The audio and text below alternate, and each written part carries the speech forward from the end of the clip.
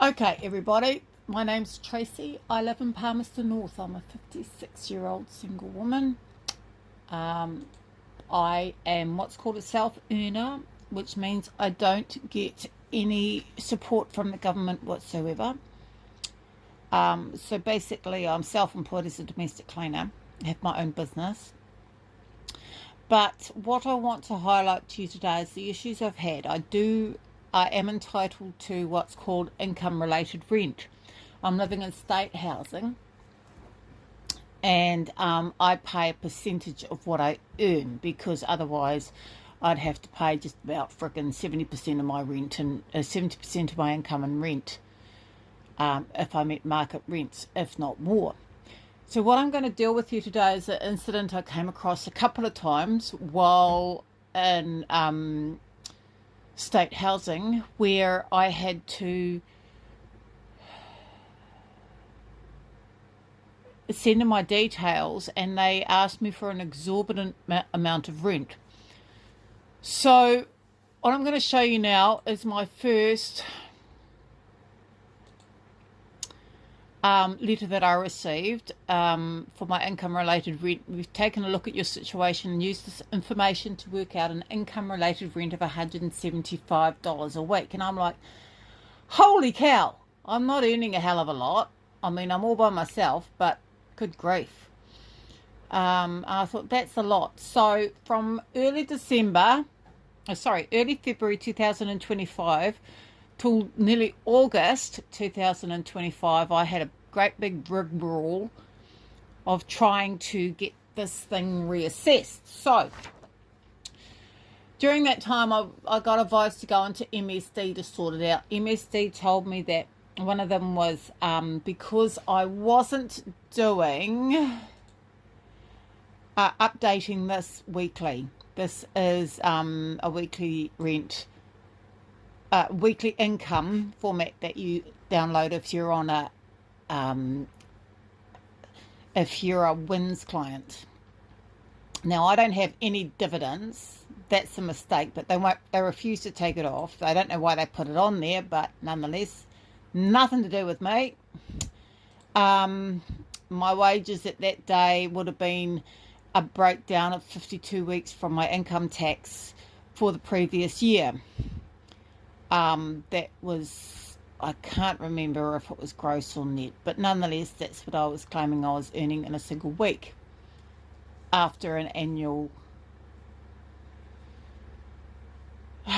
breakdown of income versus expenses. So back to where we were before.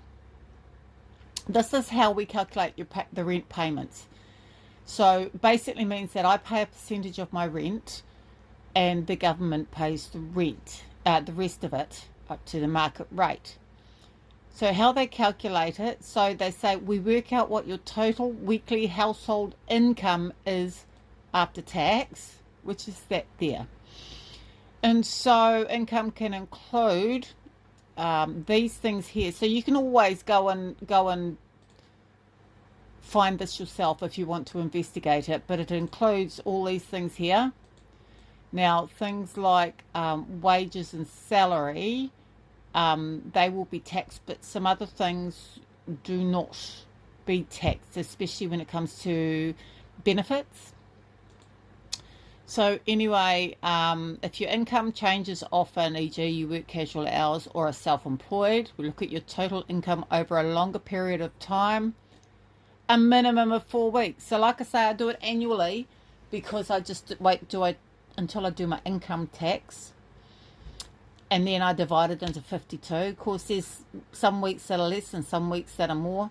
Usually over Christmas and New Year is less, and usually in the New Year is more, but it depends. And then we work out your average weekly income based on this. So I'm just bringing that up because that's a point to note later when I go into what happened when I tried to find out what my how to get a breakdown of my income related rent at $175 a week. So board payments do not apply to me, but income threshold, if you're a single person, it's $538.42. So that means that up until that number, you're only charged 25% of your income. Over that number, you're charged 50% of that income you get after that threshold. And this is the number if you're single living with children or have a partner with children or whatever that says. So that's not relevant to me, but again, you can go into here and check it out, how they do it. So it says calculate your rent payments. So it's 25% of it up to the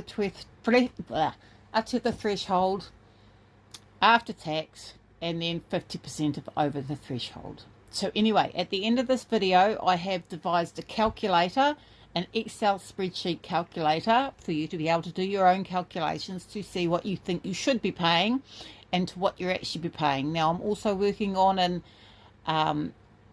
online document format, but at this stage I haven't been able to figure it out. So we'll get onto that, and as soon as I've figured it out, I will put it up. So, first of all, I got this letter, and then they said I'd started complaining, like I said, in February, and this letter was sent to me, and they wanted this information, which I gave them. So basically it was an IR3 and an IR10. So that was my income tax form and my statement of profit and loss, I think. I can't remember, but there's a couple of things that I provided for them. So that... Anyway, so this entire time up until the end of July, I had been either going into the MSD department or I had been ringing up the call centre. So the call centre would go through the calculations with me. But at the end of the day, and as I have since found out in this letter and the calculations they provided for me, from $175 a week to $130. Now, that is a huge amount, $45 a week for anybody, any families that have two working parents or whatever. It's just a huge amount for anybody in these days, and they had come to the wrong decision. So it took me like February, March, April, May, June, July, nearly 6 months, or actually 6 months on the dot for me to be able to get a review of the decision, and this is the outcome. So if you think you're paying more than you need to pay, or you should be paying, go on to my calculator at the end of this video, and I will be providing a link to it in this description. And when I get the online document version of it up, I'll also put that link up there too for those of you that don't have computers for Excel.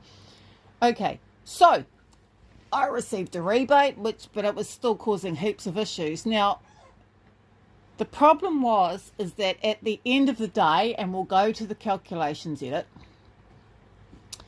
so my profit for that was there. Damn it. My profit for that year, my gross business profit for that year was that. My expenses was that. And profit after expenses was that. So it's not a hell of a lot, but I'm a single woman. I'm 56 years old. I do what I can.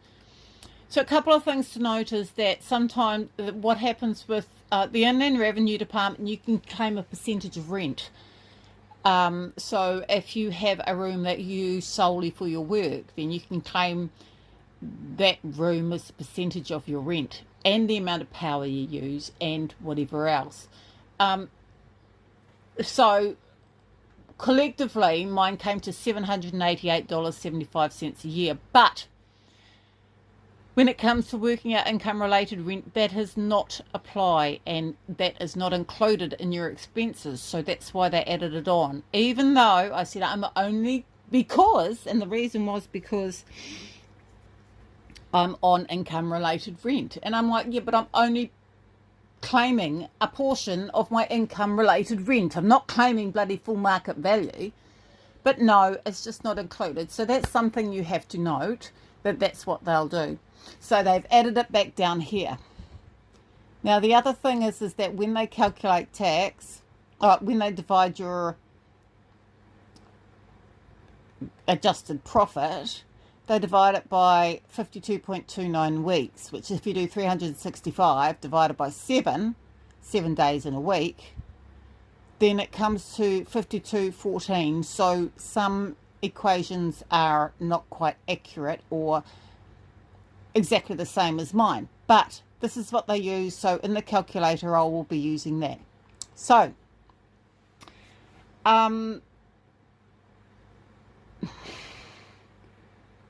so there you go. I'm now down to $130.96 a week, but they round it down to the nearest dollar. But that's $45 a week just because I applied for a review of decision. And it took me 6 months to do it. The first time I applied for a review of decision, I went to hand it in and they said, no, you don't need that. You just need to sign the form, which is this one, to say that this is my wages. And it says, we would like to take this opportunity to make sure your details are correct. It's important that blah, blah, blah.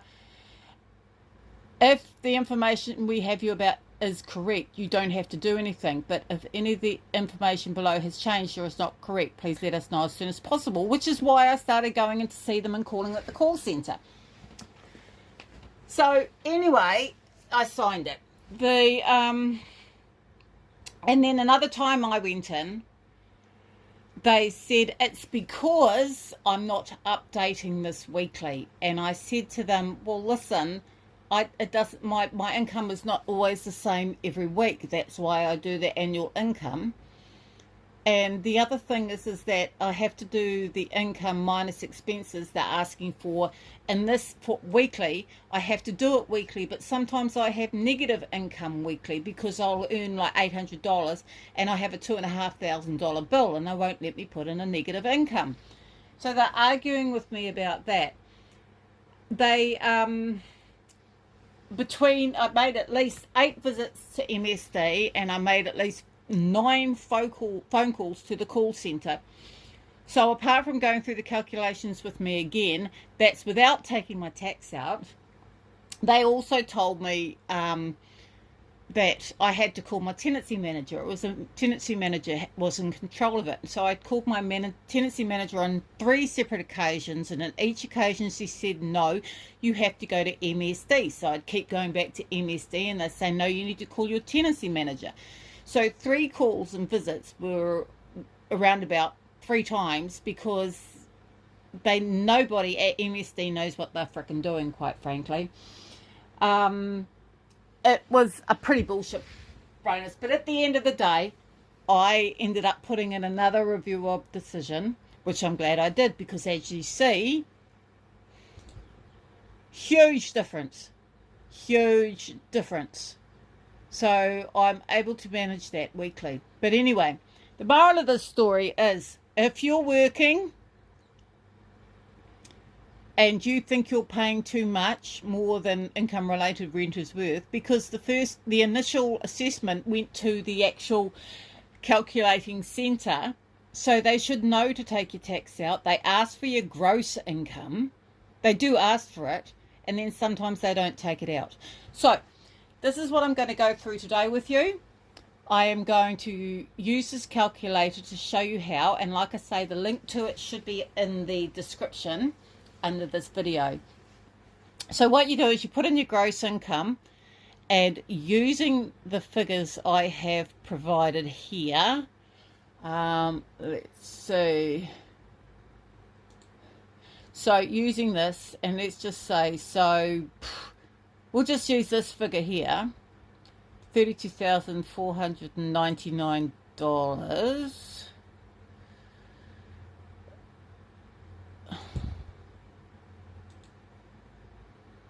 We'll put it in here.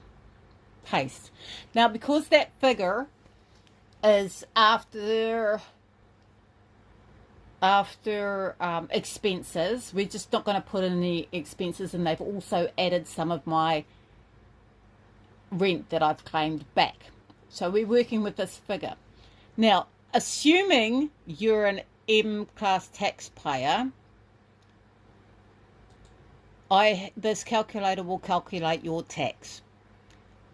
However, this is not an accurate description because there are many different types of tax. For example, secondary tax. If you have 2 different jobs, you'll be paying an exorbitant amount on secondary tax for your second job. That's why I recommend everybody become self-employed, and if you get a job, then you apply for a job, you just say to your employer, listen, I'm technically self-employed, will you pay me my full wage and I'll take care of the tax and all that and be an independent contractor. Most of them are quite happy to do that. And then if you've got another employer, we'll call it employer, you do the same thing with them. So technically you're self-employed, and then you don't have to pay secondary tax because it doesn't matter where your income stream comes from. So that leaves me with a total net income of $2,800. So if I was receiving any family tax credits, sole parent support or child support, I would add up the 52-week total of what I receive here. But I don't, because my daughter's gone to live with her dad. I do not receive any benefit. So this is on the gross to net income calculator if you want to calculate your tax, if you're on an M tax rate. If not, you'll have to adjust it according to your situation.